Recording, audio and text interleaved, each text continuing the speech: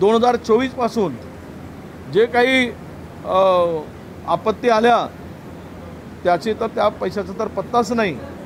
15,000 कोटी सांगतात आणि 4,600 कोटी रुपये मागच्या 2 वर्षामध्ये फक्त शेतकऱ्याला मिळाले. ही बनवाबनवी करतायत, शेतकऱ्याला फसवत आहेत. आणि मग अशाच प्रकार यामध्ये पीक विमामध्ये झाला.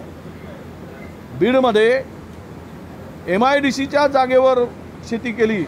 त्या MIDCच्या जागेच्या गेलेल्या जागेच्या मध्ये त्यांच्या नावाने पैसे उचलले गेले पीक विमा कंपनीकडून. एवढा भोंगळ कारभार आहे. आणि जो शेतकरी ओरिजिनल आहे त्याला मदत करायची नाही आणि जे पात्र नाहीत त्यांच्या खात्यावर पैसे टाकायचे आणि ते पैसे काढून घ्यायचे. हा एक मोठा रॅकेट या संदर्भातला आहे.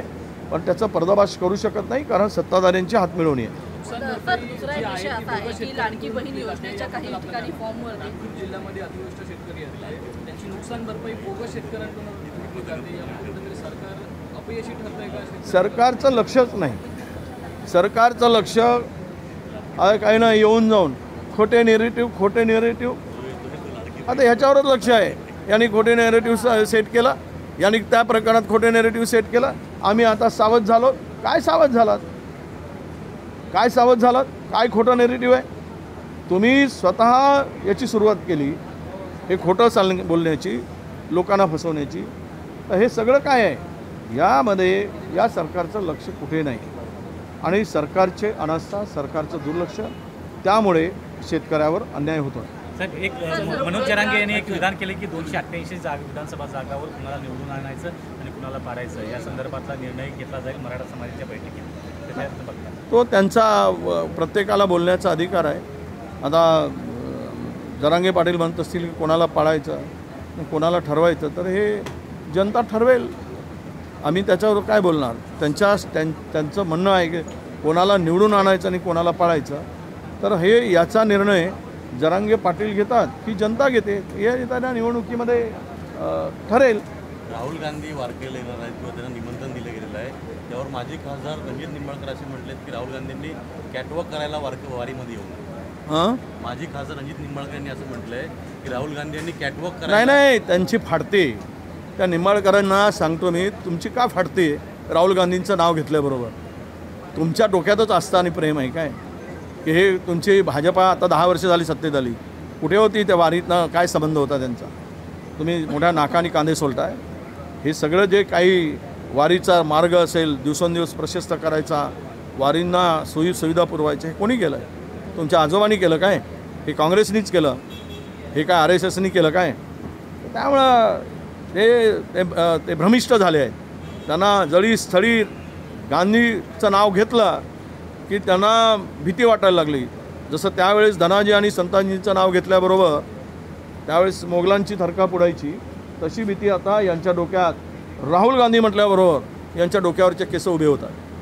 म्हणून त्या अंशपोटी त्यांनी हे असे स्टेटमेंट करतात. विधान परिषद संत व्यक्त केला आहे. वाघाच्या हल्ल्यातून आम्हाला वाचवा असं आव्हान वन विभागाला केलेलं आहे. आम्ही वनमंत्र्यांशी बोललो, लवकर बंदोबस्त करा. काय ट्रान्सलोकेट करायचं असेल तर ते वाघ काढा, कारण वाघाच्या टेरिटरीपेक्षा अधिकचे वाघ त्या ठिकाणी तयार झाले. त्यांची टेरिटरी कमी पडत आहे, संख्या जास्त झाली, जंगल कमी पडत आहे. असं म्हणतात की 12 मैलाचा एका वाघाला टेरिटरी लागतो. आता वाघच वाघ झाले तर एकामेकाच्या उरावर जाऊन बसतायत आणि उरावर बसून जर एखादा दुसरा वाघ नाही मेला तर माणसाला मारतायत. आता अनेक वाघ जखमी झाले आहेत मागच्या लोकसभेच्या निवडणुकीमध्ये. त्या जखमी वाघांना त्यांना असं वाटतं की आता आपल्याला शिकार जमते की नाही, तर माणसावर शिकार करायचा आहे असाही प्रयोग तिथे झालेला आहे. त्यामुळं माणसाची शिकार करणाऱ्या हिंस्र वाघांचा बंदोबस्त त्वरित करावा अशी मागणी मी त्यांच्याकडे केलेली आहे. साहेब, विधान परिषद निवडणूक आहे. काल फडणवीस म्हटले की त्यांच्याकडे त्यांचे 9 उमेदवार निवडून येतील, यांचं पूर्ण संख्याबळ आहे. तर आता अजित पवार देखील म्हटले की मी कुठल्याही उमेदवाराचा अर्ज मागे घेणार नाही, आमच्याकडे पूर्णपणे नाही. आम्ही सांगितलं आत्ता आम्ही उमेदवारी मागे यायचा प्रश्न आहे. आमच्याकडे संख्याबळ आहे. निवडणूक झाली तर होऊ द्या, नाहीतर त्यांना पाहिजे असेल तर कुठला उमेदवार त्यांनी वापस घ्यावा. कोणाला ठरवायचं ते त्या महायुतीने ठरवावं. आम्ही काय कोणाला आमचा एकाकडे रोख नाही. त्यांनी आत्ता घेतली तर आम्हाला 3 द्यावं, त्यांनी 8 घ्यावेत, विषय संपवावा. अशी आमची त्यांच्याकडे मागणी आहे. महाविकास आघाडीचा अतिरिक्त उमेदवार आहे. महाविकास आघाडीचा अतिरिक्त उमेदवार आहे जयंत पाटील का मिलिंद नार्वेकर याच्यावरून आता ते आमचे दोनही निवडून येतील, आमचे आहेत, महाविकास आघाडीचे आहे, त्यामुळे दोनही निवडून येतील आणि आमचा तर निवडून आलाच आहे काँग्रेसचा. जयंत पाटील रोजी ओबीसी संदर्भात सर्वपक्षीय बैठक होणार होती, मात्र अद्यापपर्यंत त्या संदर्भात निश्चिती झाली. ती चर्चा काल भुजबळ साहेबांच्या बरोबर आमची झाली. ते तारीख कळवणार आहेत, या आठवड्यात होणार होती, कदाचित पुढच्या आठवड्यामध्ये ती असू शकेल. ती चर्चा सुरू आहे.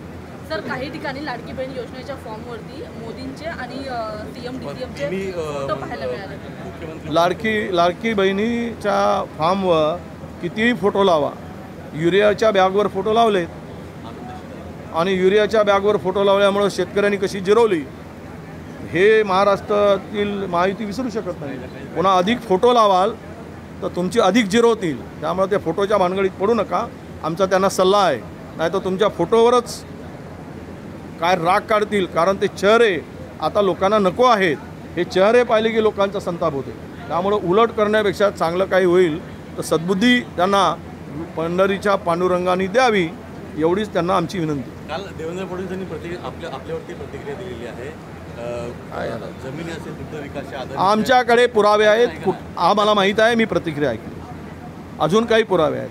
तो जी आर काही लपून राहिला नाही, गव्हर्नमेंटनी काढलेला. कशाला दिली त्यांना जमीन 8.5 हेक्टर मोक्याची जागा? आम्हाला दिसत नाही काय? आता किती जागा दिल्यात काढतो ना, पुन्हा रोज एक काढतो ना. एका दिवसात